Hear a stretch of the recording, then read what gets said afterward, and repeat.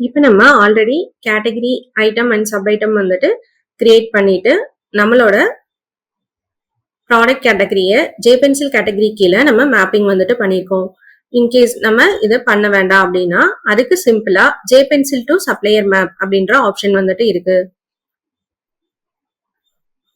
அதுல நம்ம வந்துட்டு என்ன ப்ராடக்ட் வந்துட்டு அப்லோட் பண்ண போறோமோ அந்த ப்ராடக்டை நம்ம வந்துட்டு செலக்ட் பண்ணிட்டு சேவ் வந்துட்டு கொடுத்துட்டோம் அப்படின்னா நம்ம category item and sub item வந்துட்டு கிரியேட் பண்ணாம டைரக்டா ஜேபென்சில் ப்ராடக்ட் கேட்டகரி கீழேயே நம்மளோட ப்ராடக்ட்ஸை நம்மளால அப்லோட் வந்துட்டு பண்ணிக்க முடியும்.